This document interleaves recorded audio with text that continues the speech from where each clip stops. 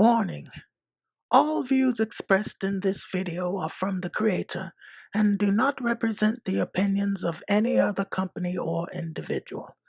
Content shown within is intended for entertainment purposes only, and no infringement is intended. Enjoy!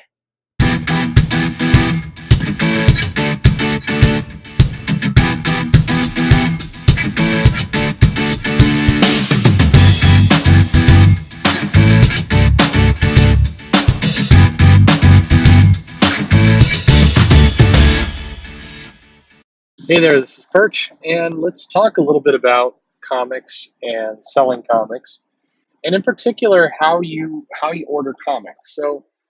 Um, I think for many of you, you may have checked out a previews catalog, or you may have gone into a comic store and you see the comics on the rack, and you don't think too much about it. You know, comics are goods that you're coming in to buy, but how's a comic store getting these comics? How are they ordering them? How do they know what to order? And, I think this is an area where a lot of people, on the surface, ordering comics, ordering goods to come in the mail and come to your store that you will then sell is the same with any small business. It's not, there's not a fine art to it. There's an order form, there's an incentive program, and there's a volume discount typically. And there's a lot of different aspects to ordering comics for your shop. But Uh, but here's an area where comics are different from most consumer goods and most things. The comics is a living entity. The comics sounds very old. I mean, by that I mean the story is ever evolving, ever changing, and to some extent, you're at the mercy of the publisher in terms of what they have decided to hire, what they've decided to produce. So, in this aspect, and I've thought a lot about this, I don't think there is another industry exactly like comics because if you think about the relationship between the publisher, the distributor, and the store, and the customer, that's four parts to the chain. So I'll introduce a topic or a term that many of you have heard called B to B to C. Now, what does that mean? That means business to customer.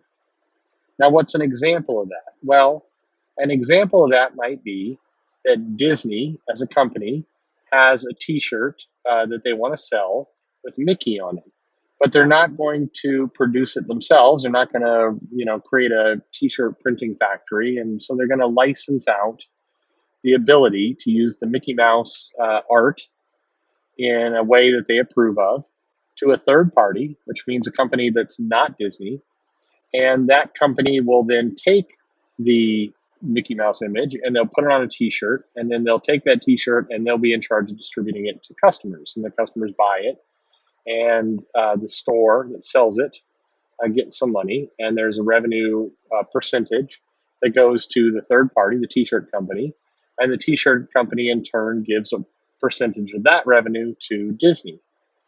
That's B to B to C business, or sometimes B to B to B to C business. It's basically business to customer is what that stands for. So why is that important? Why should you know about that? Well, comics are to some extent, a B to B to C business. And if you want to count the distributor, you can, but let's, for the sake of, not getting too crazy, let's leave Diamond and distribution out of it for a moment. So you have, DC company, they're owned by Time Warner, and they've got Superman, and they're going to create a Superman comic. And DC, the comic company, is going to try and make the best Superman comic they can because they want people to buy this. And their customer, DC's customer, is the comic shop. It's not the customer that's walking into the store with a wallet and dollars. It's the comic store. The comic store is going to buy comics from DC, and then it's going to turn around. It's going to sell them to customers. And it's going, what is in it for the comic store? Where they're going to collect the cash, and they're going to pocket the cash they get. But earlier in the chain, DC is going to basically kind of sell the comic through distribution, through Diamond, to the retailer, and the retailer is going to, pay a certain amount for that comic. It's not the cover price. The cover price may be $2.99 or $3.99. The comic store is going to pay, $1.60 or, some amount. And then the comic store gets the profit. So if the comic store orders, 10 copies of Shazam, why not? Because that movie's coming out. And they're going to pay, $16 and change. So they're going to pay that, and they're going to pay shipping. And then the comic store is going to sell the comic for cover. Now, this has been an interesting gray area. I think over time, the comic store can discount that comic. They can sell it for less. They can do other things. There are agreements that are put in place that you're not going to just come in and sell it for, like, if you pay $1.60, you're not going to sell it for $1.61. Technically, you could do that, but you're making then a penny on the book, so that doesn't make any sense. And also, there's certain you get into trouble if you are consistently undercutting the cover price. Now, you do get kind of incentive programs where a comic store may say, if you order from us or you are a pull box customer, they're going to give you free bags and boards, or we're going to give you. Some comic shops do the thing where you pay for 11 issues and they give you the 12th free. So that there's different ways to kind of cut that math to make incentive programs for customers. But generally speaking, the comic shop pays maybe for some amount, and it's not as clean as saying they pay 60%, but they pay an amount, and then they sell the comic at cover and they pocket that money. So that's kind of how the business works. So it's a B to B to C business. Business meaning DC to another business, comic shop, to C, the customer, to you, who's walking into a comic shop with their wallet and they're buying the comic. So that's more or less how the business works. And then on top of that, you have a bunch of factors. So you have certainly shipping costs you're paying for, it's fine. But you're also paying, you have incentive programs where if you want a certain volume of comics, you may get a price break. That's I'm not going to go too heavily into that. It's not really how the business works. The incentive programs that are really worth mentioning, you probably heard about, are things like variant covers, and it's been a while, but there used to be things like you would get a discount on comics if you order a certain volume of comics. And I'll talk about that one briefly, but a lot of people are going to go, huh? Because it's been a long time since this was really a thing. But at one point, a long time ago, there was at least the contemplation in the business that if you, as the second B in the B to B to C chain, ordered a certain percentage of, say, issue number one, if you ordered a decent part of that for issue number two, meaning, let's say you ordered 100 copies of issue number one, and in issue number two, you ordered 90 copies, or even better, you ordered 100 copies. You kept your order consistent. That's kind of unusual, and I'll explain why in a minute. But if you ordered to par, I think is the term that they've used in the industry. So basically, you're ordering the same as you ordered in the issue before. You keep the volumes up, then you get a little bit more of a break. You get some incentives to keep ordering in that fashion, and that's not really done today in any kind of factor. But it's an interesting model. It's one of those things where it encouraged shops to really push longevity with a title run. But that's not how the industry and the business works at all anymore. I don't think, sad to say, I think I've gotten fierce arguments when I've asked this question in retailer summits and things. I don't think the publishers want to maintain. I don't. Well, I'll put it this way: I think they'd be happy if it happened. I don't think it's their goal. I think that there's a model that's been built up, and I'm not going to fault them for it. It's everybody's trying to make money, but I don't think it's anybody who's really under the illusion anymore that you can sell issue one for this volume, and issue two is going to come in the same volume. I think everybody's given up on that dream, and it's just not how the business is structured anymore. If you look at the big publishers and how they assign artists now, you might have brand new relaunch with issue number one, and they put let's say a top tier artist on the title, but by issue 4 or 5, that top tier artist is gone, and then they're replacing it with a lower paid artist, and that's because they've structured the business in such a way that issue number one spikes a number, and then they have a trail, and they hope to have the fallout be less. But they're kind of expecting this to happen. And in like a year or two, they relaunch the title with a new issue number one, and on it goes. I think that business is very unhealthy. A lot of people have different opinions, and clearly the industry disagrees. But I think that style of business is not sustainable. I don't think it's smart, but it's also but it is profitable for the first B in the B2B2C chain, the first business, the publisher, because the publisher, the rates, and this will be another topic for another time, but I'm going to start to throw out artist rates per page rates at the publishers, and there's definitely different tiers. There's definitely different page rates, and the overall budget for a title. If you're going to say I'm going to manage this comic, so I'm going to manage Green Arrow for a year, so I've got a certain amount of spend. Spend being what I'm going to pay for the freelancers that are going to bring onto the project, the writer, the artist, and so on. And I know that it's kind of like Moneyball. You're gonna juice the first third of the run with a more expensive artist, and you're going to do that to kind of boost up the first issue and get the run high.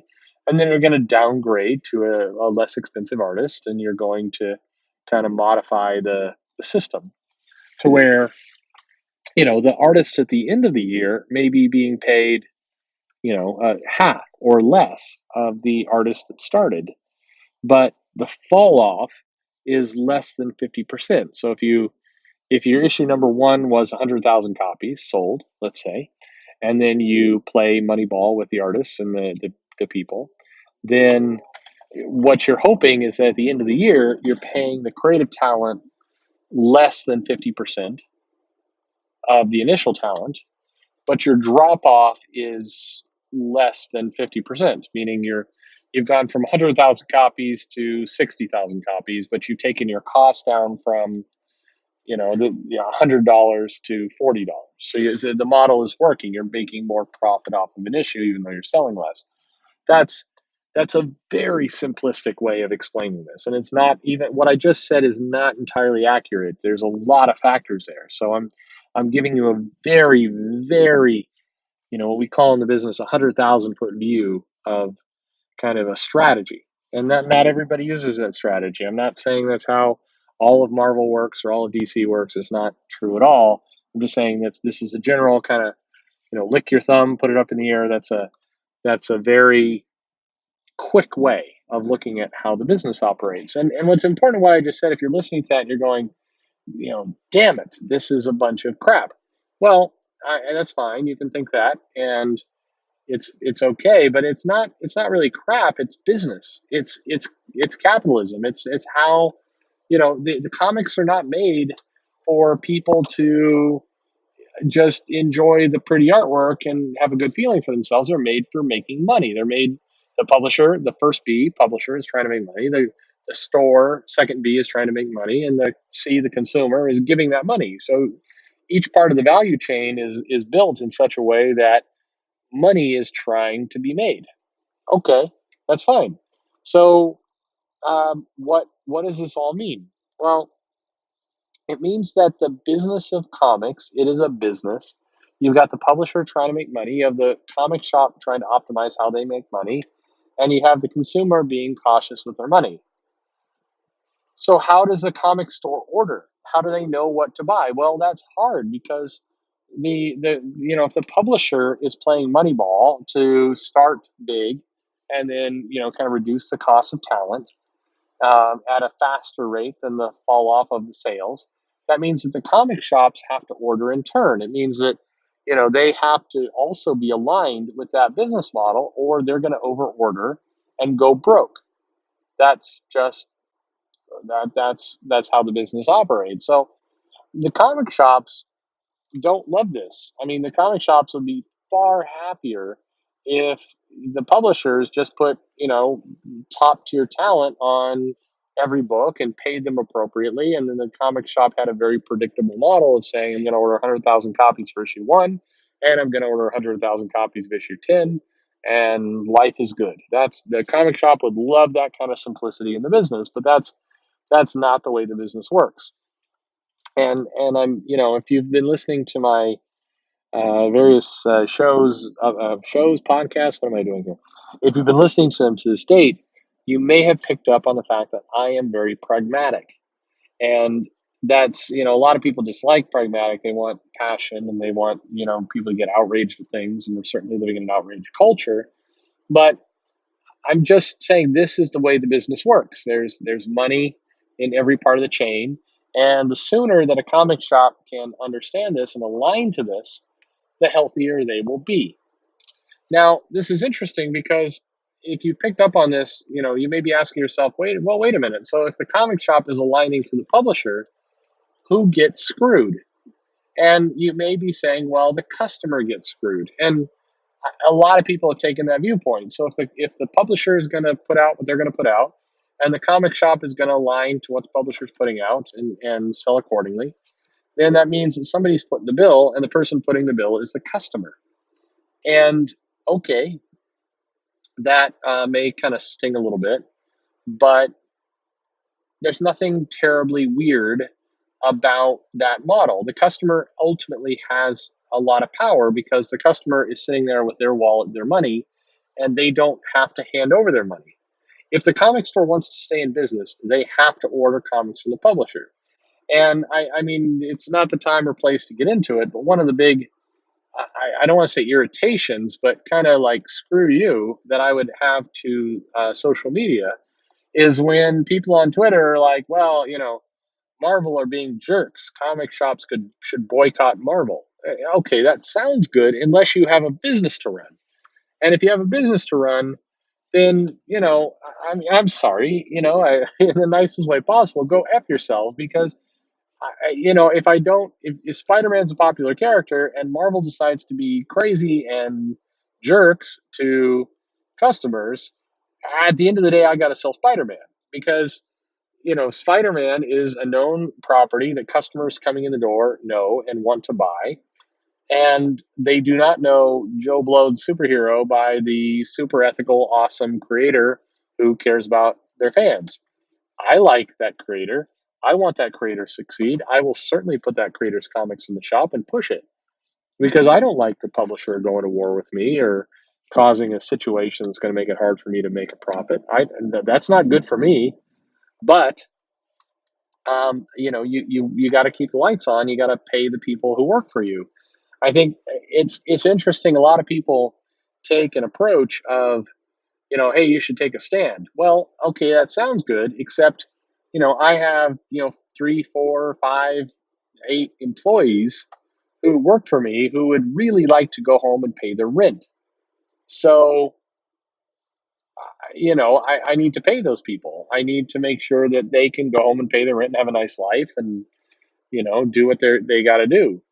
And so if I decide to start taking a stand and say, I don't like what this publisher is doing, the most popular publisher, if I don't like what they're doing, I'm not going to carry their comics. Okay, well, where's the money going to come from? So either I've got to fire some people, or I've got to go out of business, or I've got to suck it up and try and win the battle another way. And if a comic shop's figuring out what to order, the smart comic shop looks through the catalog, figures out the comics that are selling, understands their audience, so they know what's going to go out the door, and they try and feed money and attention and promotion to publishers or comics that are going to do right by them. I mean, there's a term in the business called avoid friction at any cost, and friction is in this case defined as things that make it hard to sell. So if I am selling Spider-Man, the comic, and let's say the writer or the artist goes on Twitter and says, "I hate all white people. White people don't buy my comic," then I know that hey, my customers are a lot of white people, so that's bad news because now I've got look, this is a hypothetical. Nobody, no, and a lot of outrageous things have been said, but no creators going on saying I hate white people, don't buy my comic, white people. Nobody's saying that. There's people who certainly talk politics and do various things, and there's certainly people who said, I want more non-white people to read my book. Sure, all good, all good. But uh, nobody is saying no white people. No, it's just ridiculous. Nobody is actually coming out and saying that directly. Now, maybe they think it. I don't know. I don't know what lives in people's hearts. That's up to them, and whatever deity they're into, that's their business. But um, if if that hypothetical came to pass, if somebody at the publisher did that, then now I'm in trouble because I've got a title and I've got a market that depends on a certain amount of sales. So I'm basically sitting there hoping that my market is not on Twitter and doesn't know this is going on, because that sucks, and that could really hurt sales. At the same time, if I'm smart, I'm trying to figure out ways to fill in the revenue. And that may mean, branching out into other ventures, games, toys, other items of pop culture. That's one way. Another way is to find other comics where you have a more stable creator base. It's not, hell bent on isolating their audience and promoting it. So, here's an example where you get a comic shop and they're incented to promote Image, and he was like, well, wait a minute, there's people at Image that made me mad too. Okay, but if you've got a Rick Remender comic, or you've got a Brian K. Vaughan comic, or you've got some title out there where the creators are not being nuts on social media, you don't stop ordering Spider-Man. You do try and get readers interested in comics that are not erratic, that don't introduce friction into the market. That's how you sustain yourself as a business, as being a smart businessman or woman or whatever it happened to be. So and you'll hear this theme come up a lot in future shows. You want to avoid friction, and you certainly don't want to create friction yourself. If Spider-Man sells very well, and you are a comic shop owner, and the writer of Spider-Man says, I hate comic shop owners, I wish they would all die, you probably would be ticked off and you probably would be offended. But if Spider-Man made up half of your revenue as a store, bad news. You have a choice. You can either go out of business and go into a new business, and maybe you would do that, maybe that's fine. Or you sell Spider-Man while frantically trying to find a way to not be dependent on Spider-Man. And that's how the business works, and that's why a lot of the social media drama and a lot of the stuff that comes up is, it's not irrelevant.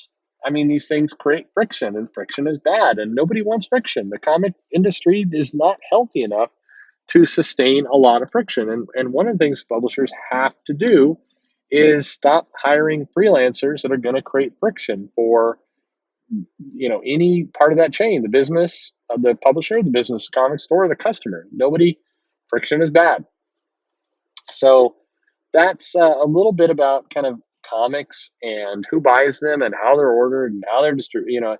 How do you pick, and what are the factors involved in the business? So hey, I hope that was informative. It's always fun to talk about. This is a long little show, longer than usual. So there you go. If you stuck around, good for you. Awesome. So if you did stick around and you liked what you heard, hey, subscribe. Why not? Get other people subscribe. Be like Jehovah's Witness and go out and get 10 people to subscribe today. It will be awesome. I mean, I am not turning on, I mean, I don't know if I have a choice, but I'm not really planning to monetize any of this. But hey, why not? Let's get a bunch of subscribers, and then I'll go on Twitter and brag about how popular I am. That's what I've always wanted to do. If you want to have notifications, click the bell. And if you do want to go on Twitter, go on Twitter. It's Comic Perch at Twitter. And so give me a topic. Tell me I'm stupid. Tell me, no, I don't understand how the business works. That's fine. Why not? I don't care. I mean, let's hear what you have to say. I'm all into it. So have a good day, a good night, wherever you happen to be in the world, and see you later.